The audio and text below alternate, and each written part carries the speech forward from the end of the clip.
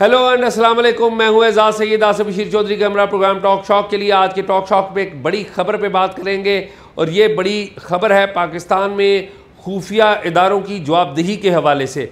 इसके ऊपर आपको मालूमात देंगे और पेशरफ्त बताएंगे। दूसरे नंबर पर हम बात करेंगे पाकिस्तान की पार्लियामेंट में कौमी असम्बली का आज इजलास हुआ। गैर मामूली इजलास में क्या गैर मामूली बातें हुई हैं, आसिफ बशीर हमें बताएंगे। आइए बातचीत का आगाज़ करते हैं। आसिफ, आप ठीक हैं? मैं ठीक हूँ। गर्मी बहुत है। हाँ यार, गर्मी बहुत है और आपको पता है कि और गर्मी का असर भी आप पे बड़ा है। हाँ नहीं, अगर आप की सेहत ज़्यादा हो तो फिर गर्मी का असर भी ज़्यादा ऐसे ही है, ऐसे ही। तो आज मुझे पहले ये बताएं, हम वो बाकी खबरें तो बाद में करते हैं। कौमी असम्बली में आज आप थे, तो मैं तो आज नहीं आ सका था, लेकिन आप बताएं क्या हुआ वहाँ पर। एजाज, कौमी असम्बली में ना सदर के खिताब के ऊपर बहस हो रही है, लेकिन एजेंडे पे तो ये है, लेकिन पार्टीज़ क्योंकि अपना स्कोर भी सेटल करती हैं, तो आज कल की जो ख्वाजा आसिफ की तकरीर थी उस पर बड़ी आज बातचीत हुई, जिसमें उन्होंने काफ़ी लताड़ा था पीटीआई के लोगों को। लेकिन आज जो एक अहम तकरीर थी वो अली मोहम्मद ख़ान की थी। आपको पता है कि अली मोहम्मद ख़ान की बात को दोनों तरफ बड़े गौर से सुना जाता है और वो पीटीआई में भी मतलब एक रीज़नेबल आदमी के तौर पे जाने जाते हैं। और मेरा ख्याल है बैरिस्टर गौहर और अली मोहम्मद ख़ान दो ऐसे लोग हैं जो बड़ी माकूल और रीज़निंग के साथ बात करने की कोशिश करते हैं। तो आज जो अली मोहम्मद ख़ान थे, उन्होंने बड़ा एक चैलेंजिंग किस्म का एक खिताब किया और उन्होंने सिर्फ अपनी जमात की या अपने कायद की बात नहीं की। उन्होंने कहा कि जी आज तक सियासतदानों से ही क्यों, इन्हीं को क्यों महरूमियों का सामना करना पड़ा, आज तक भुट्टो साहब को क्यों हैंग किया गया, उनकी बेटी को क्यों कत्ल किया गया, लियाकत अली ख़ान को क्यों कत्ल किया गया। इस तरह के बड़े उन्होंने तारीखी, उन्होंने कहा जी अगर जजों के कमरे में कैमरे लग सकते हैं तो वो कैमरे बीबी के कातलों को क्यों नहीं पकड़ सकते। फिर उन्होंने फिर अपने कायद पे भी आ गए। उन्होंने कहा जी आपने इमरान खान को बंद किया हुआ है और उनका नाम लेने पे भी पाबंदी है और बड़ा उनके साथ रियासती जबर हो रहा है। और फिर उन्होंने असम्बली से गिला भी किया कि मैं समझता था कि ये अवान उनके लिए आवाज़ उठाएगा और तहकीकात होंगी और ये और वो। तो इस तरह की उन्होंने बड़ी एक तकरीर की जिसे बड़ी दिलचस्पी से सुना गया। तो उसके बाद दो शख्सियात ने इसका जवाब दिया। पीपल्स पार्टी से कादर पटेल जो थे, उन्होंने इसका जवाब दिया। कादर पटेल वैसे आसिफ मैं आपको बताऊं पीपल्स पार्टी के बड़े मंजे हुए सियासी वर्कर हैं जी, और लॉजिकल बात करते हैं वो भी, और बड़ी रीजनिंग के। कादर पटेल का बैकग्राउंड में थोड़ा सा बता दूं। कादर पटेल जो है बेनज़ीर भुट्टो साहिबा के सिक्योरिटी गार्ड थे और बेनज़ीर भुट्टो साहिबा ने इनको इलेक्शन लड़वाया था और ये इस तरीके से जाके पहली दफ़ा इलेक्शन लड़ के सूबाई और नेशनल असम्बली का पार्लियामेंट का हिस्सा बने थे। तो ये इनका यानी कि नीचे से ग्राउंड लेवल से जी, और अर्बन सिंध के, क्योंकि कराची से वो आते हैं तो उनकी बात का एक बड़ा वजन है पार्टी के अंदर। जी जी। तो वैसे भी अवामी आदमी है, मैंने देखा वो। तो उन्होंने अच्छा, उन्होंने फिर कहा कादर पटेल नहीं, अली मोहम्मद ने एक बात ये भी कही, जो उन्होंने कहा जी कि आपने इमरान खान को जो है ना नाहक बंद किया हुआ है और अगर आप अपनी हदूद से तजावज़ करेंगे तो फिर एहतजाज भी होगा। ये बात भी उन्होंने की। ठीक। उसके बाद फिर कादिर पटेल साहब आ गए और उन्होंने कहा जी कि बात यह है कि बात तो सदर के खिताब पे होनी चाहिए थी और उसमें अच्छा होता कि कोई आप मशवरे और तजावीज़ भी हमें दे देते तो हम उसको कर लेते। लेकिन उन्होंने कहा जी कि अपोजिशन जो है वो जब इमरान खान साहब पे बात करती है कि आप जो हैं आपके साथ बड़ा जुल्म हो रहा है, बड़ा रियासती जबर हो रहा है आपके मुकदमे, तो उन्होंने कहा जी कि बात यह है कि आसिफ जरदारी की बहन का जो है अदी फरियाल जो उनकी बात की। उन्होंने कहा जब आप उनको रात को उठाते हैं और नाहक मुकदमे में बंद करते हैं और इस तरह की उन्होंने कहा जी कि आसिफ जरदारी की तो ज़ुबान भी काटी गई थी, ठीक है ना। तो हमने ये सारे रियासती जबर जो हैं वो काटे हुए हैं। तो आप जब बात करते हैं तो पूरी बात किया करें। ये दोनों तरफ हो चुका है, ऐसा नहीं है कि आपके साथ सिर्फ हुआ है, ये हमारे साथ भी हो चुका है। तो जब आप मुफाहमत की बात करते हैं ना तो इसको आप बट्टे लगा देते हैं जब आप एक साइड की बात करते हैं। उसके बाद आगे मुस्लिम लीग नून के हनीफ अब्बासी, तो उन्होंने कहा जी कि अली मोहम्मद जो हैं वो दुरूद शरीफ पढ़ के बात शुरू करते हैं और बड़ा अच्छा हमारा भाई है, लेकिन बात यह है कि उन्हें फिर बात सच्ची करनी चाहिए।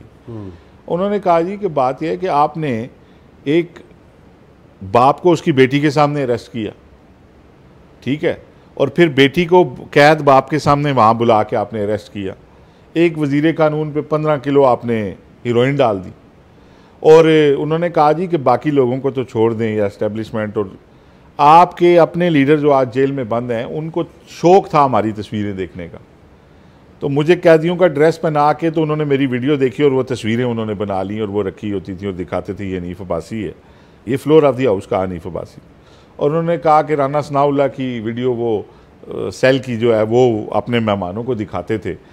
तो उन्होंने कहा आपके साथ तो अभी कुछ भी नहीं हुआ, अभी तो आपके कायद वहाँ मुर्गे खा रहे हैं जेल के अंदर, और आपके साथ तो वो रियासती जबर हुआ ही नहीं है जो पहले होता रहा।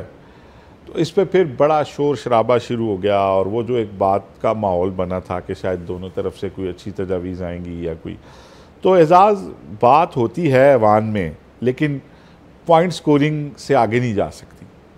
सब अपना अपना रोना रोते हैं, लेकिन आइंदा के लाए अमल के लिए कोई बैठने के लिए तैयार नहीं है। हनीफ अब्बासी साहब ने कहा जी बिल्कुल ठीक हो रहा है, इनको सज़ाएँ भी होनी चाहिए, इनके साथ इनको तो लेट हो गए हैं, इन्हें वो मज़ीद सज़ाएँ भी होनी चाहिए, और इनके साथ अभी इंसाफ हुआ नहीं है, इनके साथ पूरा इंसाफ होना चाहिए।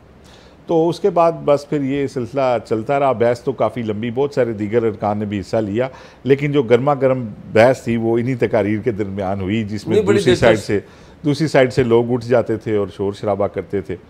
तो ये सारा जो मामला है वो आज असम्बली में चल रहा है और ये जुमे तक ये इजलास जारी रहेगा। आसिफ, ये तो है, और तरीक़ाकार जो, वैसे मैं आपको बता दूं एक ख़बर भी है इस पर। एक तो ये कि ये इजलास चलेगा 17 तारीख तक, 7 जून को आ रहा है, बजट आ रहा है, लेकिन उससे पहले गवर्नमेंट पर एक ऑब्लिगेशन है कि वो कायमा कमेटियाँ बनाए। गवर्नमेंट कायमा कमेटियाँ नहीं बना रही, गवर्नमेंट सिर्फ एक कमेटी बना रही है, वो फाइनेंस कमेटी, क्योंकि बजट भी पास कर रहे हैं ना बाद में, फाइनेंस कमेटी से पास होना, ठीक। तो फाइनेंस कमेटी खाली बनेगी, अभी तक बाकी कमेटियों का फार्मूला ही तय नहीं हो पाया। आपको पता है 22 बंदे भी इनके सस्पेंड हो गए, इलेक्शन कमीशन और एजाज उसमें ये था कि क्योंकि स्टैंडिंग कमेटियों की जो चेयरमैनशिप है वो भी डिवाइड की जाती है सारी जमातों में उनके नंबर्स के हिसाब से, और फिर हर कमेटी की फार्मूलेशन जो होती है वो इस तरह होती है कि उसमें पोजीशन के और हुकूमत के जो अरकान होते हैं उनके भी एक सर्टन रेशो जो है वो रखी जाती है। तो अब जब ये सुप्रीम कोर्ट ऑफ पाकिस्तान से डिसीजन आया, मखसूस नशिस्तों पे स्टे हुआ, तो ये मामला जो बिल्कुल हल होने के करीब पहुंच गया हुआ था, इस पर काफ़ी बातचीत हो चुकी थी, इस पर काफ़ी जो है वो मीटिंग्स हो चुकी थी पॉलिटिकल पार्टीज़ की। वो मामला फिर एक दफ़ा इस वजह से रुक गया है कि अरकान पार्लियामेंट जो हैं उनका एक्चुअल नंबर और एक्चुअल पार्टी पोजीशन जब तक क्लियर नहीं होती तो ये मामला जो है वो फिर इल्तवा का शिकार हो गया। तो ये तो बात होगी एजाज़, लेकिन मैं आपसे पूछना चाहूँगा उस दूसरी और बड़ी खबर के बारे में जो आज एक और ख़त लिखा है जस्टिस बाबर सत्तार ने अपने चीफ जस्टिस को इस्लामाबाद हाई कोर्ट को, उसकी हमें डिटेल्स भी बताएं और उसमें क्या अहम बात है, बड़ी बात है। आसिफ, पहली बात हुई है कि इस ख़त का जो मतन है हमारी अभी स्क्रीन पे नज़र आएगा, और मैं क्विकली ये मतन पढ़ भी देता हूँ, उसका ट्रांसलेशन भी कर देता हूँ। ये ख़त एक और नहीं है, ये ख़त पहले से लिखा हुआ है जो अभी मंजर आम पर आया है, उसका एक हिस्सा मंजर आम पर पूरा नहीं आया, और लेकिन इसमें बड़ा, जिसे कहते हैं ना, बड़ा धमाका है इसमें कि जस्टिस बाबर सत्तार आला अदलिया को क्या इन्फॉर्म कर रहे हैं, और आज उस वाले से क्या प्रोसीडिंग हुई है वो बाद में मैं बताता हूँ कि प्रोसीडिंग क्या हुई है। आपको पता है पूरा मीडिया उसके ऊपर कवर कर रहा है, लेकिन पूरी रिपोर्टिंग नहीं हुई क्योंकि ज़ाहिर है सेंसिटिव है, वहाँ पर एजेंसियों के नाम है, इस्टेब्लिशमेंट के नाम है, तो हमारे जो मीडिया के इदारे हैं तो वो शायद उस तरीके से उनको एयर नहीं करते, लेकिन हम पूरी बात बताएंगे। तो एक तो ये स्क्रीन पे लेटर चल रहा है, मैं पढ़ देता हूँ लेटर में लिखा हुआ है, writ petition 2758/2023 the court has put on notice the heads of the intelligence and investigation agencies including ISI, IB and FIA apart from relevant ministries of the federal government and statutory regulators such as PTA and PEMRA ये कह रहे हैं कि PTA और पैमरा और मुतलका जो हुकूमती वजारतें हैं, जो स्टैट्यूटरी जो बॉडीज हैं वो और वजारतें, उनके साथ साथ हमने अदालत ने नोटिस दिए थे आईएसआई, आईबी और एफआईए को, ठीक है। फिर कहते हैं the question before the court is whether there exist a legal regime permitting surveillance of citizen. अदालत के सामने सवाल यह है कि क्या कोई कानून मौजूद है कि जिसके तहत आम शहरियों की निगरानी जो है वो की जा सके कानून के मुताबिक।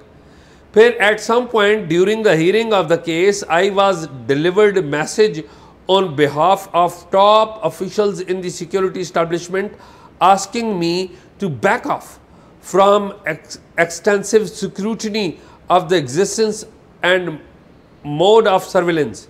कहते हैं इस सारे प्रोसेस के दौरान मुझे एक सिक्योरिटी एजेंसी के टॉप ऑफिशियल, नाम नहीं लिखा हुआ, टॉप ऑफिशियल की तरफ से एक मैसेज आया है कि आप खुफिया इदारों की जो स्क्रूटनी है उससे बैक ऑफ कहें, यानी कि परे हट जाए, दफा हो जाए, मतलब ये, ठीक है, परे हट जाए, बैक ऑफ हो जाए। फिर कहते हैं I paid no heed to such intimidatory tactics and did not find that such message created a risk of substantial detriment to the administration of justice। कहते हैं मैंने इसके ऊपर कोई तवज्जो नहीं दी कि ये जो इंसाफ की फराहमी के अमल के ऊपर मैं यानी कि कॉम्प्रोमाइज़ नहीं करता, मैं इसके ऊपर कोई तवज्जो और मैंने इसे खातिर में नहीं लाया, बिल्कुल ठीक किया, मोटी बात। The current malicious campaigns focus on cases involving PTA appears to be an intimidatory tactic to influence court proceedings। ये जो हालिया कैंपेन जो चलाई गई है उसका मकसद ये है कि ये जो प्रोसीडिंग है बेसिकली वो उसको इन्फ्लुएंस करना है, उसका पीटीए का जिक्र किया इन्होंने। तो ये थीम है इसका। अब हुआ क्या है, आज जो 3 जजेस हैं, जस्टिस मोहसिन अख्तर कियानी, तारिक महमूद जहांगीरी और जस्टिस सरदार एजाज इसहाक, इनकी सरबराही में एक बेंच ने समाअत की है। और बेंच की जो समाअत है ये बाबर सत्तार के ख़त के ऊपर है कि बाबर सत्तार साहब ने ये ख़त लिखा है, ठीक है। और ख़त में उन्होंने ज़ाहिर है टॉप ऑफिशियल का नाम लिया है, तो अब टॉप ऑफिशियल तो 2-3 ही हो सकते, ठीक है। नहीं, जब एजेंसी का टॉप ऑफिशियल का है तो फिर वो तो सिक्योरिटी एस्टेब्लिशमेंट का टॉप ऑफिशियल का है। अच्छा, सिक्योरिटी एस्टेब्लिशमेंट का। अब वो सिक्योरिटी एस्टेब्लिशमेंट में बहुत चीज़ें आ जाती है, हमारी फौज भी आ जाती है, वो भी सिक्योरिटी एस्टेब्लिशमें का जार सिक्योरिटी जार तो हमारी फौज है, सिक्योरिटी एस्टेब्लिशमेंट और इंटेलिजेंस एजेंसियाँ भी आ सकती हैं, ठीक है। तो अब ये इनका मतलब क्या है हमें पता नहीं। मेरा ख्याल है अगर वो इंटेलिजेंस एजेंसियाँ होती तो फिर वो लिखते कि खुफिया इदारे या इंटेलिजेंस एजेंसियाँ, तो इसका इशारा लेकिन आसिफ मैं अर्ज करूं कि ये तो तरीका कार रहा है, इससे एम्बिग्विटी है। देखें एजाज़, इसमें क्योंकि मैं थोड़ा सा आपको ये बताऊं, ये बेसिकली इस प्रोग्राम में हम पहले भी ये बात कर चुके हैं और मैंने आपको बताया था ये ऑडियो लीक्स वाला जो एक केस सुन रहे हैं ना बाबर सत्तार, ये बड़ा अहम केस है और इसी का शाखसाना है ये जो सारा कुछ हुआ है। अब जो बेसिकली ये उन्होंने ख़त लिखा है, ये जो ख़त जो अभी उसका एक हिस्सा सामने आया है, ये बेसिकली उस बात की तरफ निशानदेही है जो लोग बहुत सारे तनकीद करते थे या ये कहते थे कि जज फिर बताएं ना कि किसने इन्फ्लुएंस किया है, बताएं किसने कहा है। तो ये मेरा ख्याल है उन्होंने बता दिया है कि किसने इन्फ्लुएंस किया है और अब इसकी तहकीक होनी चाहिए और अगर इन्फ्लुएंस किया है तो फिर इस पर कानून पे अमल होना चाहिए। देखिए अटॉर्नी जनरल तो इन बातों को डिनाई करते हैं ना, अटॉर्नी जनरल जो कि वफाक की एक अलामत है, वो तो इन बातों को डिनाई करते हैं, लेकिन खैर उनका एक अपना मामला है। पॉइंट ये है कि आज की प्रोसीडिंग में इन 3 जज साहिबान ने क्या कहा है, उन्होंने कहा कि आइंदा अगर किसी ने जज साहब को अप्रोच करने की भी, यानी कि सिक्योरिटी एस्टेब्लिशमेंट की तरफ से जज को अप्रोच भी करने की कोशिश की गई तो उसके खिलाफ भी जो टॉप हेड्स हैं, अगर किसी एहलकार ने कोशिश की तो टॉप हेड्स के खिलाफ कंटेम्प्ट कार्रवाई हम शुरू कर सकते हैं। नहीं तो उन्होंने इस पर क्यों नहीं की, जब एक वो जज लिख के दे रहा, हाई कोर्ट का जज है, जिम्मेदार आदमी है, और वो कह रहा है जी कि मुझे जो है वो इंसाफ की फराहमी से रोकने के लिए मैसेज दिया गया, अगर पीछे हट जाओ तुम इसको छोड़ दो। इनफैक्ट ये तो इसको तो धमकी भी लिया जा सकता है जज को कहना, नहीं जज को कहना तो वो इस पे क्यों नहीं एक्शन ले रहे, डर क्यों रहे हैं? इंसाफ का तकाजा तो ये था कि वो कहते जी कि बताएं आपको ये धमकी किसने दी, उस बंदे को विटनेस बॉक्स में खड़ा करें, जिस बंदे का वो नाम ले उसको बुलाएं और उन पे मेरे ख्याल में जो बाबर सत्तार साहब हैं उन्होंने भी पता नहीं कि किस एहतियात का मुजाहरा किया। आजकल by the way Babar Sattar मेरी इत्तलात के मुताबिक बैरून मुल्क गए हुए जी, वो अमेरिका गए हैं, 3 वो भी गए हैं, जस्टिस मंसूर अली शाह भी गए हैं। वो अमेरिका में एक यूनिवर्सिटी में कुछ उन्होंने इंसाफ की फराहमी के हवाले से एक उन्होंने इस मौजू के ऊपर एक लेक्चर डिलीवर करना है। तो इस्लामाबाद हाई कोर्ट से जस्टिस बाबर सत्तार गए हैं और सुप्रीम कोर्ट से जस्टिस मंसूर अली शाह गए हैं जो अपकमिंग चीफ जस्टिस हैं। ठीक बात। तो बाबर सत्तार जो हैं, मैंने आपको बताया कि इसी केस में PFUJ को भी बुलाया गया था और हमने भी अपना वहाँ मौक़िफ़ दिया था। और बाबर सत्तार इसी चीज़ का को जानने की कोशिश कर रहे हैं कि कौन सा कानून है पाकिस्तान में जो शहरियों की टेलीफोनिक गुफ्तगू या उनके वीडियो या ऑडियो रिकॉर्ड करने की इजाज़त देता है। इसमें एजाज़ बड़ा ही मज़ाक़ा खेज़, और ये देखें, ये इस पे हमें कोई पॉलिटिक्स और किसी किस्म की कोई वो नहीं लेना, बड़ा सीधी सादी और आसान बात है समझने की। ये केस किसी एक हुकूमत के लिए या उसके नहीं हो रहा। इसको बहुत सारे लोग वो गलत रंग दे देते हैं कि जी फ़लाँ की हुकूमत में ये हुआ। देखें, आज एक बात हो रही है, शख्सी आज़ादियों की बात हो रही है, इसको पार्टी उससे निकल के सोचना चाहिए। बाबर सत्तार साहब ने कहा जी कि ये बताया जाए कि कोई कानून है, तो सब इदारों ने कहा जी कि हम तो रिकॉर्ड ही नहीं करते। ये रिकॉर्ड पे है। पहले सब लोगों ने एफिडेविट दिए कि हम क्या है, एजाज बात तो सुन लें। बात ये हुई कि पहले सब ने लिख के दिया, एफिडेविट दिए कि पाकिस्तान में किसी का कोई फ़ोन, हमारे पास कोई सिस्टम ही नहीं है रिकॉर्डिंग का, और हम किसी का रिकॉर्ड ही नहीं करते। और फेडरल गवर्नमेंट ने लिख के दिया कि हमने तो कोई किसी को कहा ही नहीं है कि किसी का फ़ोन रिकॉर्ड करें। उसके बाद फिर जब उन्होंने कहा कि आप ये जो होते हैं हम इसका चेक करते हैं, फिर ये टेलीफोन कंपनियों को और उनको बुलाते हैं, तो उसके बाद सब ने अपने पिछले मौक़िफ़ से रुजू किया और चेंज कर दिया, उससे फिर गए कि नहीं वो एक है सिस्टम है, हम आपको कुछ चैम्बर में बताते हैं, कुछ आपको लिख के बताते हैं। फिर वो जो फिर DGI भी वहाँ पे आए हुए थे, उस एक हेयरिंग की मैं आपको बताऊँ तो उन्होंने एडमिट किया कि हम कौमी इस्लामती और उसमें वो करते हैं और पूरी दुनिया में होते हैं। लेकिन पहले वो इस मैकेनिज़्म को मानने के लिए भी तैयार नहीं थे, बाकी कोई इदारे भी। तो अब बात यह है कि ये बात सामने आनी चाहिए कि पाकिस्तान में शहरी हकूक़ कितने हैं, पाकिस्तान में कानून टेपिंग की इजाज़त किन किन इदारों को है, कौन कौन इदारे कैपेबल हैं, और अगर शहरियों की ऑडियोज़ और वीडियोज़ आती हैं तो उसका ज़िम्मेदार कौन है। ये एक बड़ा सीरियस मैटर है शख्सी आज़ादियों के हवाले से। हम इसके ऊपर पहले भी ज़रा यही बात कर चुके हैं और बार बार हम वो बात कर रहे हैं कि पाकिस्तान में इंटेलिजेंस इदारों का कोई कानून नहीं है अमली तौर पे। जो IB है, वो IB के सरबराह थे डॉक्टर शुएब सडल, उन्होंने बाकायदा कानून लिख के बना कर दिया था फेडरल गवर्नमेंट को, अपनी को, पीपल्स पार्टी की गवर्नमेंट को। नहीं, उन्होंने कानून नहीं बनाया। जो ISI है हमारी, वो एक एग्जीक्यूटिव ऑर्डर के ऊपर चल रही है, ठीक है। ये मैं हवाई बातें नहीं कर रहा हूँ, उसके एविडेंस मौजूद है। 1973 के रूल्स ऑफ बिजनेस में ISI को कहीं पे भी नहीं लिखा हुआ। मैं वही कह रहा हूँ ना अलाइड डिपार्टमेंट है, ना कोई किसकी कोई सिस्टर ऑर्गेनाइजेशन है किसी की, सिर्फ वजारत दिफा पैसे भेजती है तो वो कहती है हमारा इदारा है। मैं वही अर्ज कर रहा हूँ ना कि ये तो जो मैं बात कर रहा हूँ ये लिखी पड़ी बात है। अब मामला ये कानून किसी ने बनाना है, पार्लियामेंट ने बनाना है। पार्लियामेंट चलाता कौन है? हमारी सियासी जमातें। और अनफॉर्चुनेटली हमारी सियासी जमातें भी आजकल किसकी तरफ रही हैं? वो इस्टेब्लिशमेंट की तरफ देख रही हैं, कॉम्प्रोमाइज्ड है, ठीक है। ये जो है ना, ये एक बड़ी डिबेट थी ना, अंडा पहले पैदा हुआ या जो चूज़ा वो पैदा हुआ, ये एग्जैक्टली उस तरह की डिबेट अभी चल रही है। अल्टीमेटली काम किसका है? मैं ज़ाती तौर पे समझता हूँ, आप ये कहें कि हमारे इंटेलिजेंस इदारे आएंगे और कहेंगे कि जी आप सारे हमसे इख्तियारात दें, वो ऐसा कभी भी नहीं होगा। अगर आप ये कहें कि हमारी अदलिया जो है वो आएगी और वो कहेगी कि जी जिस तरह आपने कहा ना, उनको बुला लेते, यूं कर लेते, क्या होना? तो सादम है ना, लड़ाई है। नहीं, मेरी लेट मी कंप्लीट। सबसे पहले हमारी सियासी जमातों और हमारी पार्लियामेंट को इसमें रोल प्ले करना होगा। ये ऐसा क्यों है कि हमारी अदलिया को बड़ी बातें हम करते हैं ना, अदलिया ने क्या किया है? अदलिया ने आपकी लाइव कवरेज दिखाई है ऐसे इश्यूज़ के ऊपर भी, सामने आए ना। क्या पार्लियामेंट इस तरह के इजलास होते हैं तो वो लाइव कवरेज दिखाती है, हम इन कैमरा इजलास कर लेते हैं। कानून साजी किसने करनी है? पार्लियामेंटेरियंस ने करनी है। तो मेरा ये ख्याल है कि इसके ऊपर हमारी पॉलिटिकल पार्टीज़ को आगे आना होगा। अगर वो नहीं आएंगी तो आज ये जजेस हैं, इससे पहले वो खुद भी रहे हैं, ये मामला ऐसे ही चलते रहेंगे। और ये हमारे ये जो आप कह रहे हैं ना, ये तो आइडियल बात है ना कि पॉलिटिकल पार्टीज आएँ, लेकिन वो नहीं आएंगी, क्योंकि वो जब आते ही किसी और की ताकत से हैं तो वो क्यों आएंगे।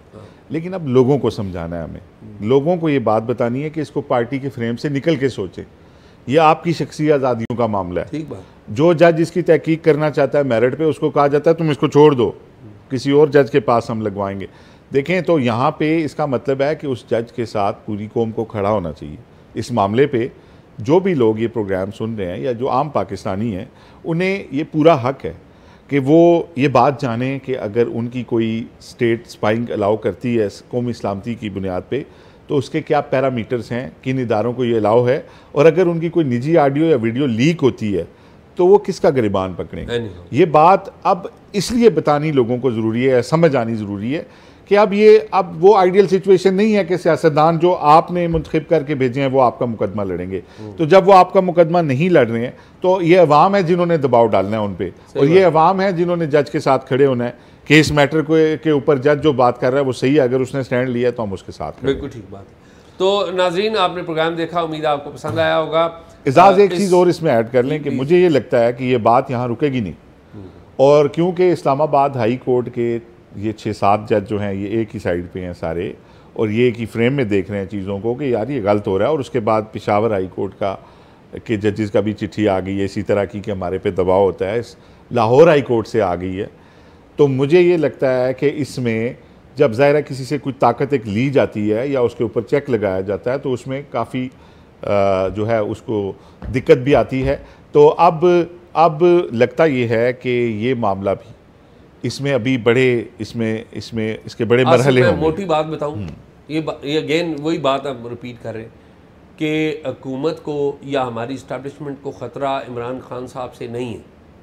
उनको असल ख़तरा जो रियल रेजिस्टेंस है ना, वो अदलिया है उसकी तरफ से है। मेरी बात आप समझ रहे हैं। और अगर कल कोई ऐसा वाक़या हुआ ना, क्योंकि हुकूमत को और इस्टेब्लिशमेंट को भी बहुत सारे लोग इश्तियाल दिला रहे होंगे ना, हमारे मीडिया के भी ऐसे लोग हैं जो उधर प्लग्ड हैं कि जी आप जजेस को फारिग कर दें, ये करें एक दफ़ा।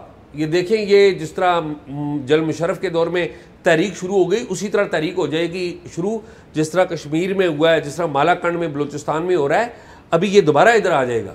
तो ये बेहतर तरीके से बगैर किसी तसादम के हो जाए चीज़ें तो ज़्यादा अच्छा है।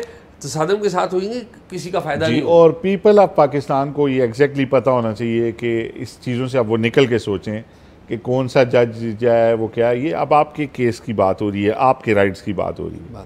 तो नाजरीन, आपने प्रोग्राम देखा, उम्मीद आपको पसंद आया होगा।